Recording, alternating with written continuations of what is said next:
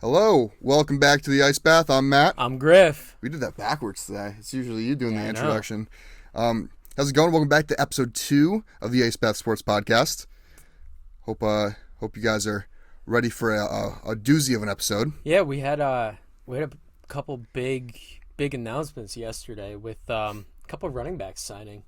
Yeah. So first off, you want to talk about the one that pertains to you and your team? Yeah, I was very excited. I didn't think it was going to happen. I was starting to lose some hope, but Dalvin Cook did end up signing with the Jets last night. I love it. What do you think about it for the Jets offense? So Breece Hall, when he was on the field last season, was an absolute monster. Yeah. But then obviously he tore his ACL, right? Yep. Bringing Dalvin Cook, you're able to control the load offset on both of the running backs, and they're going to split carries. I think they're both going to be fantasy relevant. I agree. But I think it adds a whole new element to this offense where now you have to game plan for 2 star running backs. And it kind of controls the carry load, so you're going to be more ready for the playoffs. Instead of having a running back with 250 carries, he might have 150, and he's going to have fresh legs for the playoffs. Breece was activated from the PUP list this morning as well. So I did see that. Big news for the Jets backfield. And then obviously we got Ezekiel Elliott signing a 1-year contract with the New England Patriots. Now, I don't think this is going to have as big of a fantasy impact on Ramondre Stevenson's value as people think. I think Stevenson's still the clear-cut back there.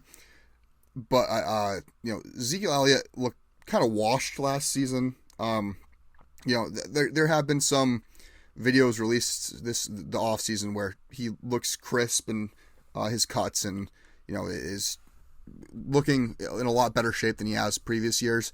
But he's on the wrong side of 30. He's, 28, 29? He's getting up there in age. Dalvin is as well, though. Yeah, but Dalvin... I think Dalvin has more in the tank, though. Right, that's exactly what I was going to say. Zeke is 28, and Dalvin, I believe, is also 28. Yeah, yep. Yeah, I mean, these guys are at the point in their career where I don't think they're ever going to be starters again or key workhorse backs. Mm-hmm. I think they're going to be complementary backs, and I mean, they're great complementary backs to have. I think you're going to see Ezekiel Elliott more in power formations. Yeah, he's going to get the ball on the goal line. Right. I think I saw a stat. I don't know if it was. I think it was just last year. He converted like 54% of his goal line opportunities. So. Yeah, I mean, he's a great power back, but he's not an every down back anymore. No, like he used to not be. at all. Not at all. But yeah, I actually don't hate it for the Pats. I was a little confused at first just because they've always been that team they could kind of plug and play anybody at running back, and they seem to do pretty well.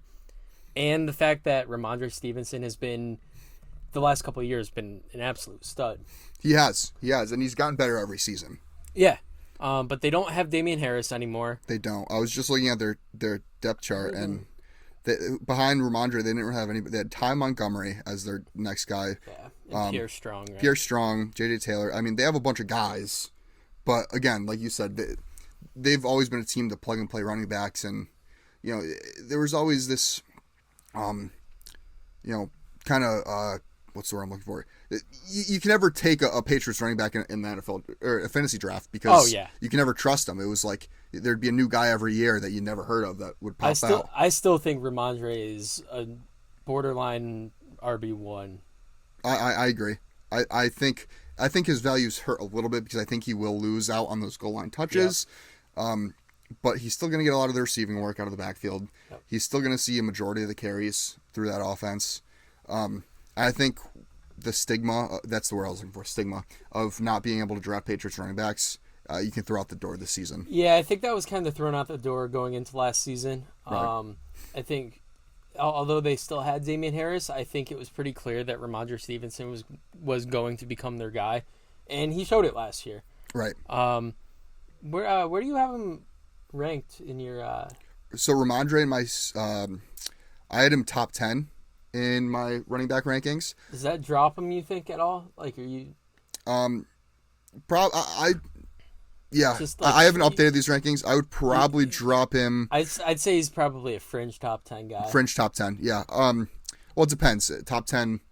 Yeah. I have McCaffrey 1, Eckler 2, Bajan 3, followed by Saquon Barkley, Josh Jacobs, Derrick Henry, Tony Pollard, Najee Harris, Jonathan Taylor, and I just moved Stevenson to behind Jonathan Taylor. Okay. So I think he's just at that fringe top 10, like you had said. But again, I think he's still going to have a tremendous fantasy value. I agree. He's going to get a lot of touches.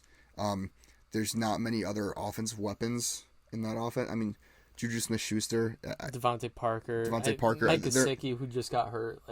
These aren't really A plus star names. The thing that I like about Mondre this year is the fact that their O-line's still good.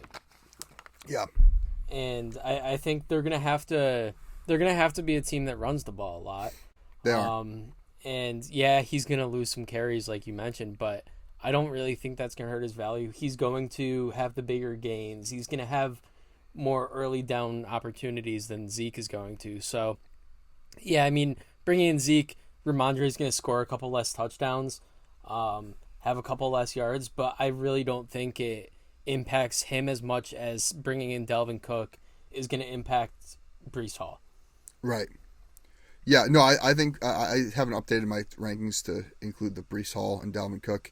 I think at this point, Dalvin Cook ends up becoming the 1A and Breece Hall the 1B, at least to start the season. I think they're going to be very cautious with Breece Hall because you could be now. Before bringing in Cook, you have Michael Carter, you have Israel Abanikanda, you have Bam Knight, who Bam Knight had some really good games last year. Michael Carter has shown some flashes. Obviously, Izzy's a rookie. But bringing in Dalvin Cook, it's an opportunity for the Jets to kind of ease back on Breece Hall. Yeah. And one, prolong his career. Mm-hmm. And two, like you said, going into the playoffs this year, barring a Jets collapse, I mean, they should be a playoff team this year. They're built to be a playoff team. They're going all in, and it's pretty evident bringing in Dalvin Cook. You want to build that offense around Aaron Rodgers. I think that's for a reason, and I really do think that's to take that workload away from Breece to where he doesn't have to be that workhorse back. Yeah, especially since, with Zeke and Ramondre Stevenson, you have two kind of opposite backs. Ramondre is, that more agile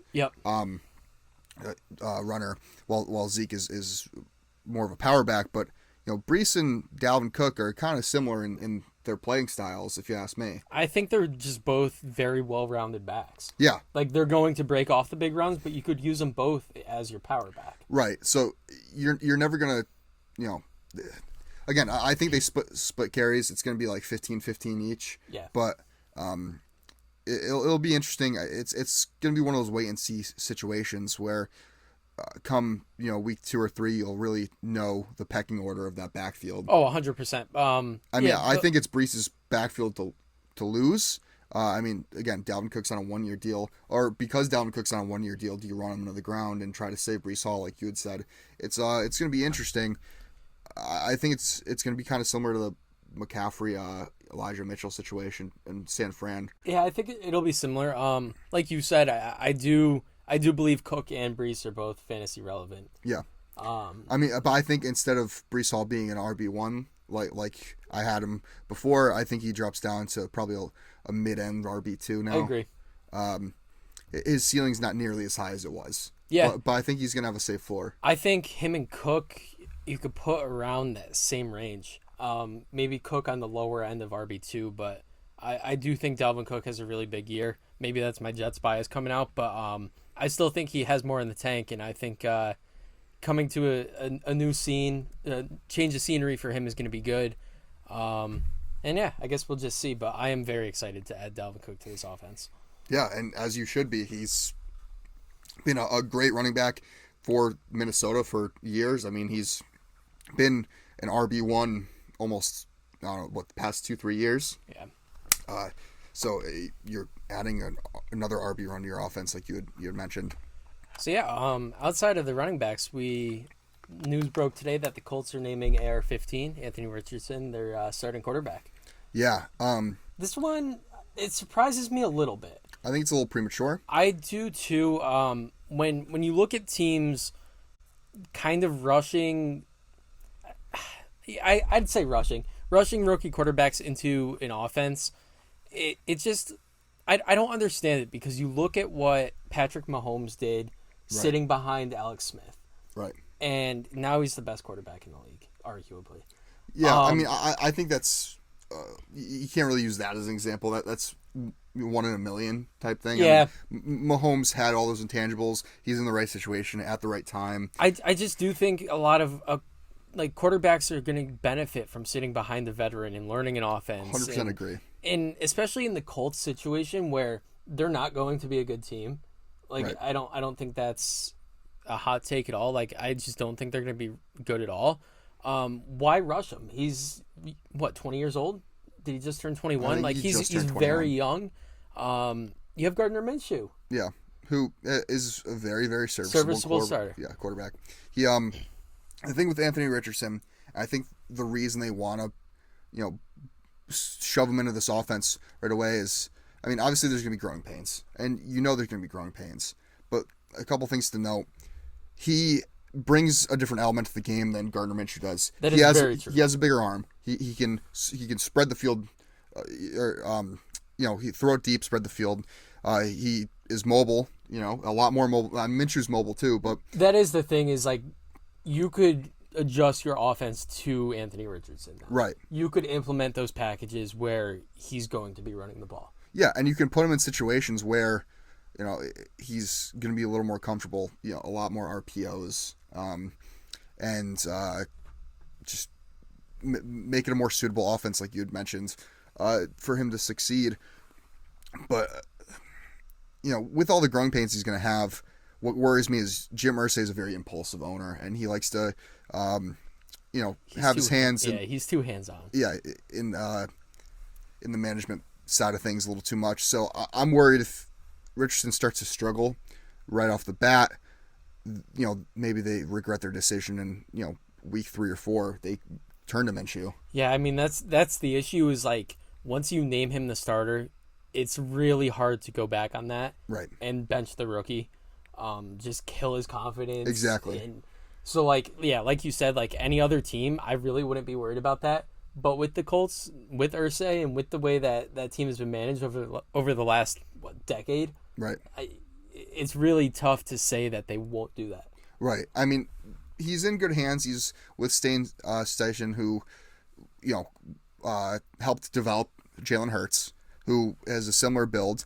I mean, I'd say Anthony Richardson is probably just has a bigger arm than Hurts did. But when it comes to utilizing his mobility, Shane Steichen is the guy to do so.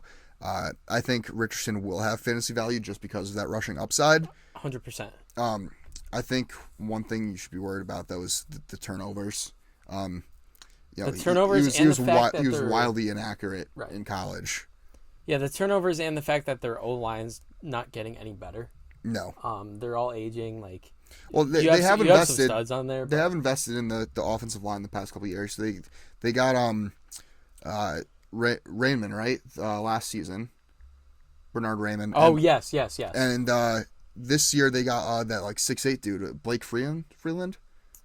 See the dude from he wasn't the guy from BYU, was he? I think he was. Yeah, BYU. Oh, yeah. The 6'8" tackle from BYU. He fell to the 4th, but I mean, some of that size, if you can develop him into a decent tackle, I mean, you have your bookends of the future. You got Quentin Nelson there, Braden Smith. I think the O-line is going to be improved this year than it was last year. Yeah. But, I think they're also planning for life without Jonathan Taylor. And kind of have to at this point. Having Anthony Richardson start right away, you kind of make up for the fact that you're losing a large part of your run game. They should be going out there and signing Kareem Hunt now. Yeah, that deal should be done today. 100% agree. So I currently have Anthony Richardson as my QB 15. I don't hate that. I think he's going to be a high-end backup, a luxury backup, but will have the upside that could eventually turn into a starter, kind of like how Justin Fields was last season. Yeah. Justin Fields, again, carried a lot of fantasy teams on his legs. He was very turnover-prone, but again, because he was rushing for 80-plus yards and a couple touchdowns a game, it was making up for the lack of passing ability. So that's why I have Richardson there. Did you want to talk about the mock drafts? Yeah, so we decided before we started recording today we were going to do a fantasy football mock draft. We created a 12-team PPR league against computers. Some of the computers were very questionable in this. Randomized the picks. Matt ended up with the second pick. I ended up with the fifth. So we'll just talk about how we went through and what our teams are looking like. And I guess you guys could decide which team you like better. I personally already like Matt's team better, but to each their own. Yeah, I don't know. I think we're pretty even. Yeah, two solid teams. If this was my team walking away from the draft, I'm not upset about it. Right. No, 100% same here. So, I have number 2 overall pick. Number 1 overall, Christian McCaffrey went. I think it's a toss-up between him and Justin Jefferson. Obviously, I took Justin Jefferson at number 2. A lot of people have him going 1. Field Yates, I saw a video of him making the case for Jefferson at that number 1 pick. So I think it's consensus that Jefferson's going to go top 3. Yeah, easily. Yeah. If he doesn't, then whoever has 4 or 5 is getting a steal. Right. So I went Justin Jefferson. Obviously, my other options were Tyreek Hill, Austin Eckler, Jamar Chase, Travis Kelce, Bijan Robinson, all those guys. But I can't pass up Justin Jefferson. I don't blame you. With the 5th pick, I ended up taking Tyreek Hill. 3 and 4 were Chase and Eckler. And then, so I was kind of torn. It was either Hill, Kelce, or Bijan for me. And like you, I am also very high on Bijan. And like he's a guy, we talked about it last week. He's a guy I'd even consider at 101. But I had to take Tyreek Hill here. He's going to stretch the field. He's going to score a lot. And he's just a dependable wide receiver to have.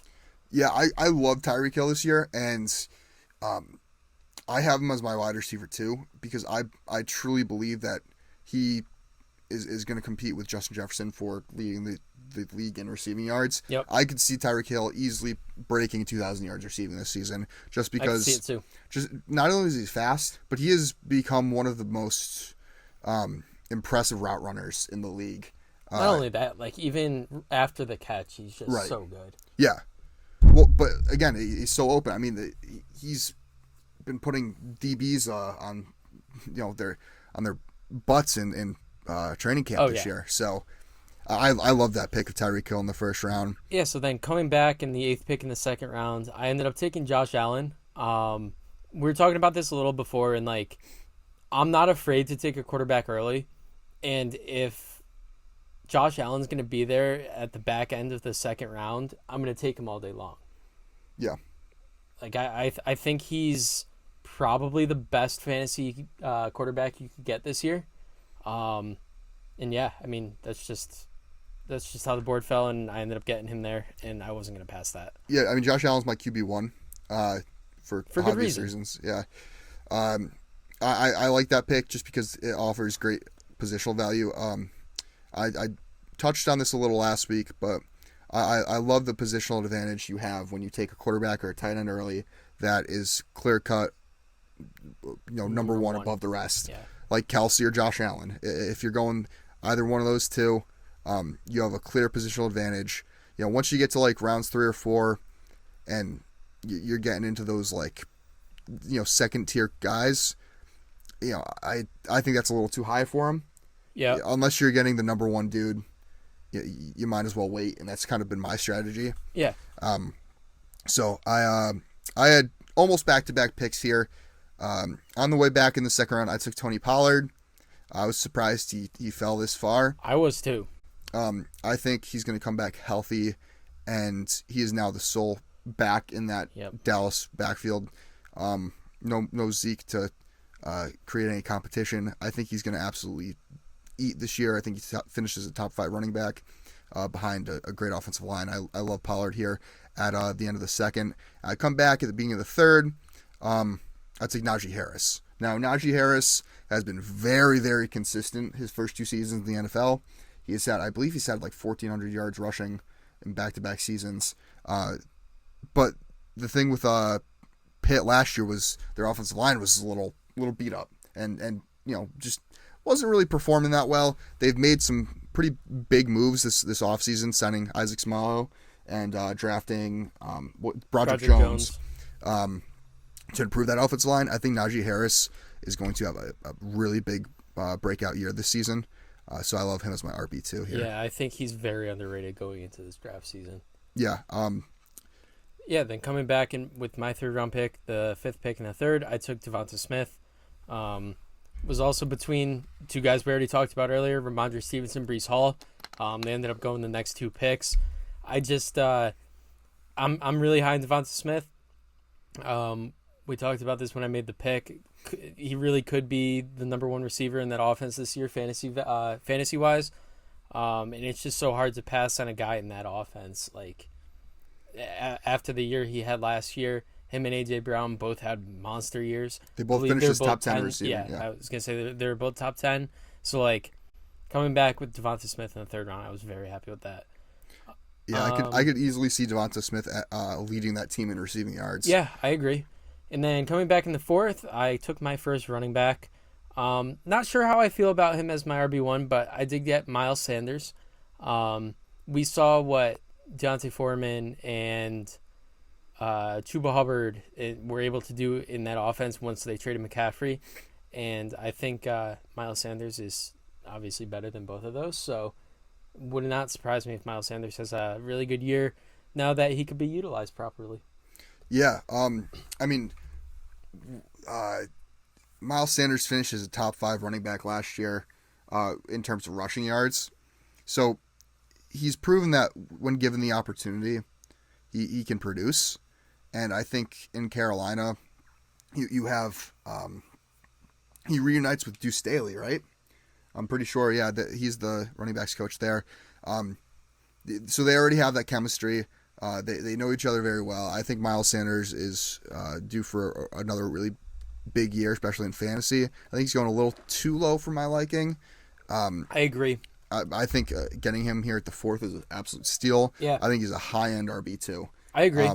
And I'm that's kind of how I was building my team. It was like if I could get a high-end RB2 in like the 4th, 5th round, then I'd be happy with it. Yeah. Just the way the board was falling for me, especially going Hill and Allen with my first 2 picks. Right, and Carolina's a very young team that doesn't have, they're not really bolstered with elite weapons. No. I think Miles Sanders is their best offensive weapon, and I think they know that, and they're going to utilize him. Coming back to me in the 4th, Amari Cooper had just come off the board the pick before me.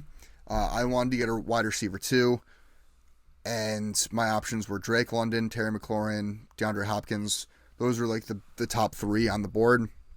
And one of these guys stands out more to me than the other 2.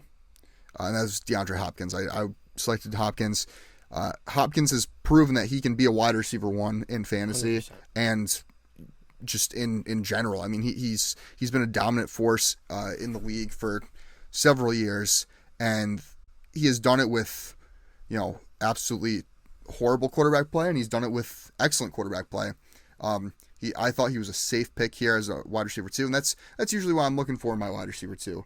I want somebody who's safe, who's going to get me, at least 12 to 14 points a week floor, and Hopkins definitely provides that. I know he's in Tennessee now, and people are worried about that offense. Ryan Tannehill is efficient.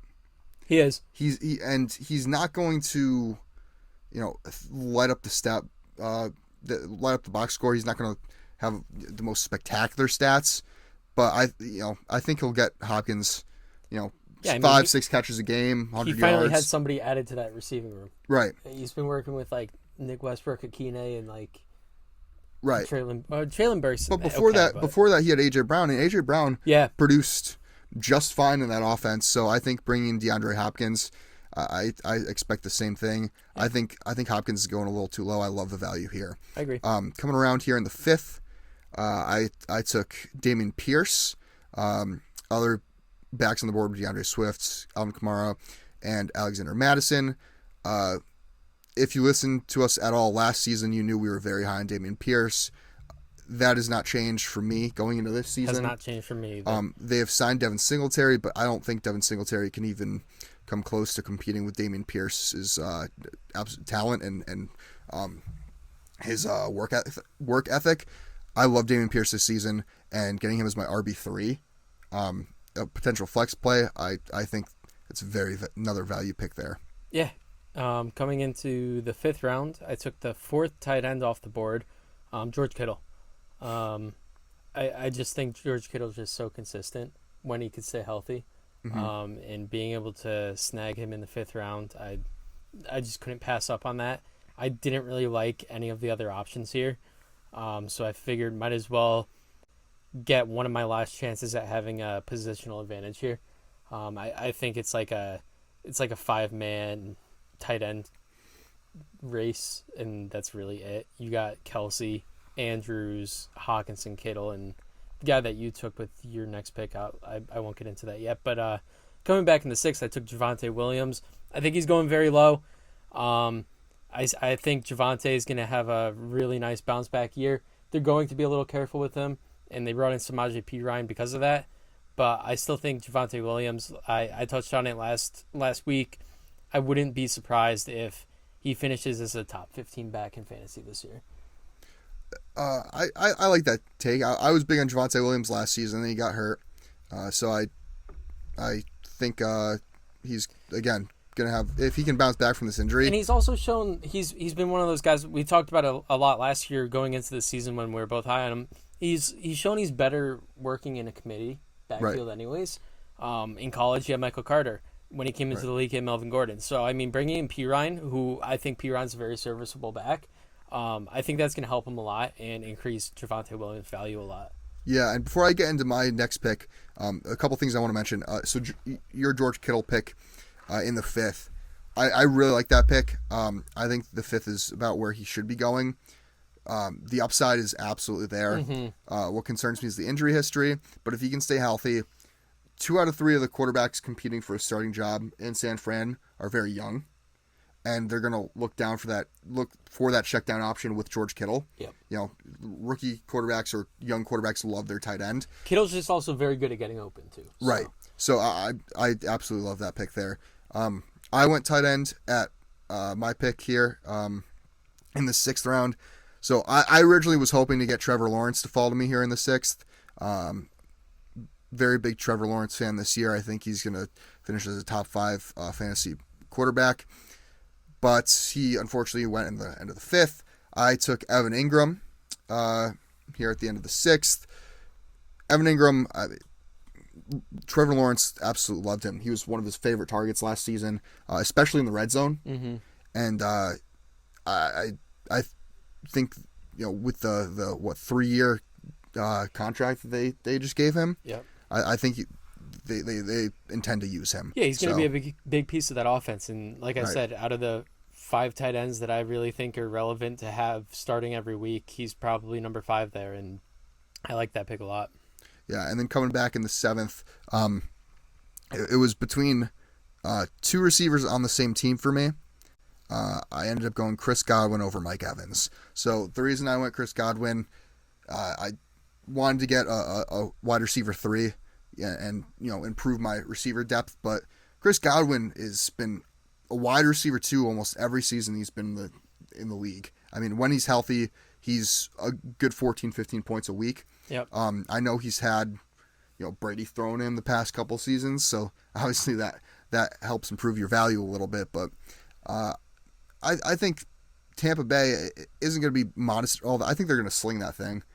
You got Baker Mayfield, who is a true gunslinger, and you know, if Baker Mayfield plays how he has in the past few years, you know, they're probably going to be down a lot of games. They're going to be forced to pass, and Chris Godwin, I think, is going to get a lot of receptions. Yep, coming back with my pick in the 7th, I took the other one. I took Mike Evans. Love it. I was like trying to plan out ahead. I was between Godwin, Mike Williams, and Mike Evans.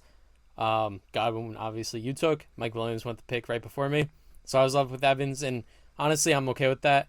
Mike Evans is going to score touchdowns, and he's going to put up points. I'm not worried about having him as my wide receiver 3 there with Tyreek Hill and Devonta Smith. Yeah, that's all I have to say there. Coming back in the 8th round, one of my favorite backs this year, Brian Robinson. He had some really nice games last year, and towards the end of the year, he was really becoming a fantasy relevant running back. To get him in the 8th round as my RB3, I was very happy with that. Yeah, I like that pick a lot. I think he's going to finish as the workhorse back for Washington at the end of the season. I agree. Antonio Gibson has He's hung around. Yeah, I mean, like you said, yeah, he's had his shot. He's hung around enough. He's kind of like a bad cold. But yeah, I think Brian Robinson is very talented and going to overtake that backfield. Probably by week 7 or 8, I think you'll see him get I think even earlier, honestly. Really? Yeah. I think he's going to get a majority of the workload. Yeah, I agree. But you took one of the backs you liked here in the 8th. I took one of the backs I absolutely love this season in the 8th. That's Jamal Williams. How can you not love him? Yeah, I mean, personality-wise, he's got one of the best in the NFL. Not only that, like when DeAndre Swift went down last year and he stepped in, he was a beast. He was a stud. Yeah, I took a late-round flyer on him last season, and it paid off for me.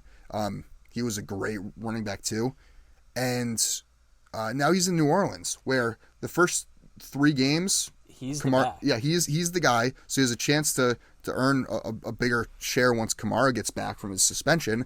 But also, New Orleans is famous for having a 2-headed monster at running back. Yep. Look back to the Alvin Kamara, Mark Ingram days. Mm-hmm. Mark Ingram, he got a lot of the goal line work, but there was a lot of goal line work because the offense having those 2 backs ran so efficiently. I think Jamal Williams is going to have a monster year this year. I think he finishes as a high-end RB3, low-end RB2. He's going to get a lot of goal line work, and he's going to be a great compliment to Alvin Kamara. And I think getting him at the end of the 8th is way too low for him. Yeah. I had him as my running back 20. Oh, wow. Okay. Yeah, so I have him pretty high on my list. And then coming back here in the 9th, I felt it was finally time to get a quarterback. I reached on one a little bit, but that's just to get the stack. I drafted Kirk Cousins. Kirk Cousins, another guy that's efficient. He's going to get you... he's going to have a high floor, maybe a lower ceiling, but I love having a stack. But and having Justin Especially Jefferson. Jefferson. Yeah. Having your number 1 receiver and quarterback be on the same team... sorry, yeah. I lost my train of thought. Yeah. But yeah, no, it provides so much value because when your quarterback scores a touchdown, your receiver scores a touchdown, so he's your receiver. Yeah, so. Especially when it's a guy like Jefferson. Like I said, he's going to score a lot. Yeah, he's going to score a lot. My 9th round pick, I took a running back that you are very high on this year, Jerick McKinnon. Yes. I'm also a big McKinnon guy. I think in a PPR league, he's very, very, very valuable. And to get a guy like him in the 9th, I was extremely happy with. Build up my running back room, which you could argue is a little weak, but yeah, I like that pick a lot. And then we'll finish off with the 10th, and we could just talk about some of our late round flyers after that, because a lot of it was depth. I think I made this league too big when we were doing the mock. But anyways, 10th round, I talked about him last week, Courtland Sutton. He's a guy that I take a gamble on every year, and like I said, it hasn't really paid off. But with Sean Payton coming in as head coach, I think Russell Wilson gets back to form. Maybe not exactly where he was in his MVP days in Seattle, but I do think Russell Wilson has a very good year, and I think Courtland Sutton and Jerry Jeudy are both going to be big parts of that.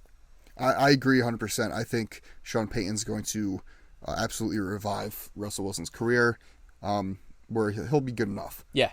At the end of the 10th here, just to finish this out, I took Tank Bigsby out of Jacksonville. Now, I love taking rookie running backs because they're young, they're spry. Teams are going to want to utilize them. Mm-hmm. Just because the younger running back is, the more he has left in the tank, right? So, tank Bigsby. And for the same reason I took Jamal Williams, I took Tank Bigsby. You have Travis Etienne in Jacksonville, but he's going to get more of the first couple down carries, first and second. I think Bigsby's going to be the third down guy and goal line back. He's a great power back. He was in college. Yeah, he complements Etienne very well. Exactly. I just love the value here, and he's my RB5, so I shouldn't have to need to play him, especially when I have Tony Pollard and Najee Harris in front of him. But it's nice to have that depth, especially with such great upside. And especially if Etienne goes down with an injury. I mean, he has some injury history already. Like, that's a guy you have an RB1 in a good offense. So 100%. All right. Some of our late round flyers. I took Rashee Rice in the 11th. I think Kansas City is just kind of all over the place in the wide receiver room. It's kind of dependent on if Kadarius Toney could stay healthy. I'm not really a big Sky Moore guy. I think Rice, as coming in as a rookie, is going to get some opportunity, and he's got Mahomes throwing him the ball, so like it's hard to not like him there. Yeah, I took John Mechie in the 12th. I think Mechie is the number one receiver in that Houston offense. They took him fairly high last year with the third round. Might have been second or third round, but Houston invested in him, and he had a freak incident happen to him where he was diagnosed with cancer. God bless, he came back and he recovered, and now this is kind of like a rookie year for him, but he was phenomenal in college. Yeah. And if he can translate even a little of that into the league, he has a competent quarterback throwing to him and C.J. Stroud, hopefully. And I don't see anybody else in that offense competing with him for the number one. Like, Nico Collins has had his shot the past couple of years. Yeah. He hasn't really taken advantage of that. Tank Dell might compete with him a little bit for that number one spot, but I think John Mechie is a little more complete than Tank Dell. I agree. So I think Mechie is a great value pick late, especially if you want running back heavy and are weak at receiver. Mechie was drafted twice last year. Was he? He was drafted second round, 44th overall by the Texans, and then he was taken in the 7th round, pick 59 in the CFL draft by the BC Lions. Oh, wow. I didn't even know that was possible. Yeah, neither did I. Yeah, interesting. Just a little side note. Another guy I really like as a late round flyer this year is KJ Osborne. Mm-hmm. I was talking to a couple of my friends about this, and last year he had a really solid year, and now Thielen's gone. You've got Jordan Addison coming in. And as a rookie, I mean, he's got to build that chemistry with Kirk Cousins. And I think KJ Osborne already having that chemistry is going to be really big, especially early on in the season. Yeah. If you're in a pinch and I would need to really start him as a flex, I'm actually okay with that. And the last guy I'm going to mention, for my team at least, that I took a late round flyer on in the 14th round was Paris Campbell for the New York Giants. Now, the Giants went out and signed him, I believe, to a one-year deal. Yeah, I believe it was a one-year deal. But this is a guy who, he's only 26. His first couple of years in the league, he played one for the Colts. And he had the injury bug. And he had the injury bug. Now, he's on a one-year proof deal with the Giants, who, are a mess at the wide receiver position. But you compare him to the rest of the receivers on the Giants roster, he's the one guy that's not a slot receiver. The rest of them, it's pretty much him and Darius Slayton who are not slot receivers. And Paris Campbell last year, the Colts utilized him for the first time. He had 63 receptions, 623 yards, 3 touchdowns. And I believe he ended up getting hurt again. And he did get hurt. But all the reports that I've read about him say that he's going to be a big part of this Giants offense, and I think he could be the receiver one in that offense. Well, obviously Darren Waller is going to be the receiver one, but when it comes to receivers, I think he'll probably play the X for them, and they might use him in gadget plays and stuff. I like Paris Campbell's upside a lot, and especially compared to other guys like Jalen Hyatt, who hasn't really been most favorable in camp. Sterling Shepard, Cole Beasley's gotten a lot of hype, but he's a 34-year-old 5'8" white receiver. I just, Paris Campbell, 26, has something to prove. He was great at Ohio State. really good at Ohio State. Yeah, Wide receiver you. Yeah, I think he has a lot of potential this season. Yeah, I mean that'll pretty much wrap it up. Yeah. Let us know what you think. I still like Matt's team better because of his backs there, Pollard and Najee. I think those are steals, and obviously Well, yeah. Do you Jefferson want? Should we just go over our starting lineups real quick? We can throw a screenshot on the screen. Well, what about the listeners on the podcast listeners? That is very true. Whoever's listening not on YouTube, if you're not on YouTube, go yeah. check So it out. just to recap, my starting lineup would be Kirk Cousins at quarterback. Running backs would be Tony Pollard, Najee Harris. Receivers would be Justin Jefferson, DeAndre Hopkins, Evan Ingram at tight end, and my flex either Dameon Pierce or Chris Godwin or Jamal Williams. Then I've got Josh Allen at my quarterback, then Miles Sanders, Javonte Williams as my backs, Tyreek Hill, Devontae Smith at wide receiver, George Kittle at tight end, and my flex is either going to be Mike Evans, Brian Robinson, Jerick McKinnon, Cortland Sutton, Deontay Foreman, KJ Osborne, kind of any one of those, depending on matchups. But yeah, let us know what you think. For those watching on YouTube, we'll probably put a screenshot of the entire draft board just so you guys could kind of see how this fell for at least like the first 10 rounds. Yep. Kind of get like a baseline for your leagues too. And yeah, check us out on social media. We're at IceBath Sports on Instagram and TikTok, at IceBathPod on Twitter. And like I said, you could watch the video version of this episode on the IceBath Sports Podcast YouTube page. Don't forget to check out our merch. Check out the merch. Link's going to be in the description on YouTube. And outside of that, I think we'll see you guys next Tuesday. And as always, stay cool.